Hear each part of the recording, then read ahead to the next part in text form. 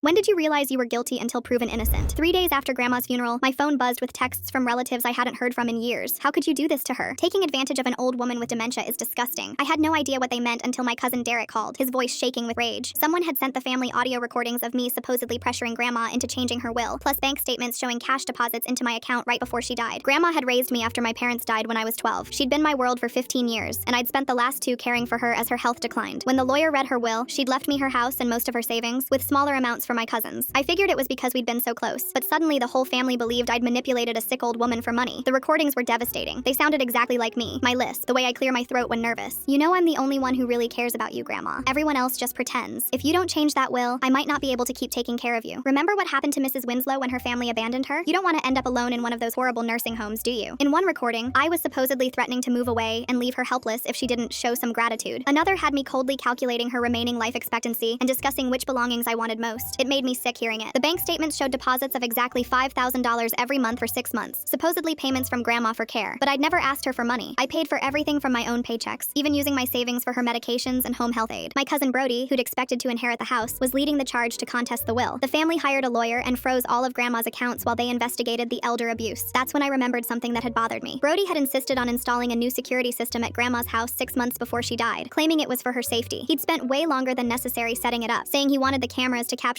everything important. I still had access to the house, so I went back and dug through the system. The cameras had been recording continuously, and Brody had been the only one with remote access. Going through that footage was awful, but I found something Brody had missed. While he'd been careful to delete most of his visits, there was one timestamp showing him in Grandma's study at 2 a.m., sitting at her computer with professional audio equipment spread across her desk. I recognized the setup because Brody worked as a sound engineer at a recording studio. The date was 2 weeks before the first suspicious bank deposit, and you could clearly see him holding up printed emails while speaking into a microphone, obviously creating the fake recordings of my voice. I downloaded everything and made copies. Then I did exactly what Brody had done to me. I sent the security footage to every single family member, along with screenshots of Brody's professional profile highlighting his expertise in voice synthesis and audio manipulation. I included bank records showing the $5,000 deposits had actually come from Brody's own account, apparently an attempt to make it look like she was paying me for care. The timestamps proved he'd been planning this for months. The family meeting was brutal. When we confronted Brody with his own security footage, he completely broke down and admitted everything. He'd used AI voice cloning technology from his recording studio to create fake conversations with Grandma. Turns out he'd been embezzling money from the studio for years to fund a gambling addiction. When his business partner started asking questions, Brody had assumed he'd inherit enough from Grandma to cover the missing money and avoid prison. When Grandma left everything to me instead, he panicked and tried to frame me for elder abuse so he could contest the will. His own mother made him confess everything to the lawyer. The will was settled in my favor, and Brody had to pay back the $30,000 he'd already borrowed against his expected inheritance. But when his business partner found out about the embezzlement, Brody disappeared overnight. He fled before anyone could stop him, abandoning his family and leaving behind a trail of debt and destroyed relationships. Last I heard, there's still a warrant out for his arrest.